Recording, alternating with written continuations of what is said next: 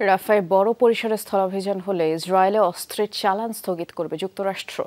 পরম মিত্রের প্রতি প্রথমবারের মতো এমন সতর্কবার্তা দিয়েছেন খোদ মার্কিন প্রেসিডেন্ট জো বাইডেন। তবে বাইডেনের হুঁশিয়ারিকেও আমলে নিচ্ছে না ইসরায়েল। আইডিএফ মুখপাত্র জানিয়েছেন, আলোচনার মাধ্যমে মেটানো সম্ভব ওয়াশিংটন তেল আবিবের বিবাদ। শিয়া বাটার, অ্যালোভেরা ও ভিটামিন ই সমৃদ্ধ লিলি বিউটি সোপ। গাজার রাফায় ইসরায়েলের অভিযান ঘিরে উত্তেজনা বাড়ছে মার্কিন ইসরায়েল সম্পর্কে। উপত্যকার জনবহুল এলাকাটির দিকে অগ্রসর হলে সমর্থন দেয়া হবে না, আগেই স্পষ্ট করেছিল ওয়াশিংটন।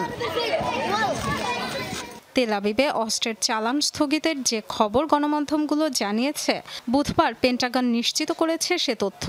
সিনেটের আলোচনায় মার্কিন প্রতিরক্ষামন্ত্রী জানিয়েছেন, বেসামরিকদের সুরক্ষার ব্যবস্থা না করে বড় ধরনের স্থলাভিযানের বিরুদ্ধে তারা। ইসরায়েলের প্রতিরক্ষা নিশ্চিতে যা দরকার করব, তবে রাফায় অভিযান ইস্যুতে আমাদের সহায়তার বিষয়টি নিয়ে আরেকটু পর্যালোচনা করা হচ্ছে। এখনো পূর্ণাঙ্গ সিদ্ধান্ত হয়নি। অস্ত্র চালান আপাতত স্থগিত করেছি। রণক্ষেত্রে বেসামরিকদের সুরক্ষার ব্যবস্থা না করে ইসরায়েলের বড় ধরনের হামলা চালানো উচিত নয়। আহ্বান, চাপ সব উপেক্ষা করেও যখন স্থলাভিযান নিয়ে বদ্ধপরিকর ইসরায়েল, তখন আরও অস্ত্র চালান স্থগিতের হুমকি দিয়েছেন প্রেসিডেন্ট জো বাইডেন। পাশাপাশি সাফাই ও গান এখনও জনবহুল এলাকায় প্রবেশ বা রেড লাইন অতিক্রম করেনি তেল আবিব।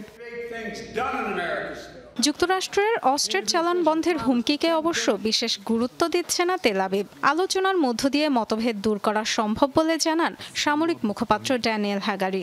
যুক্তরাষ্ট্রের মন গলাতে দুদেশের সম্পর্ক নিয়ে ইতিবাচক অনেক কথাও বলেন। যুদ্ধ শুরুর পর থেকে যুক্তরাষ্ট্রের সামরিক সহায়তা ছিল অভূতপূর্ব। ইসরায়েল রাষ্ট্রের ইতিহাসে এটা সবচেয়ে বেশি।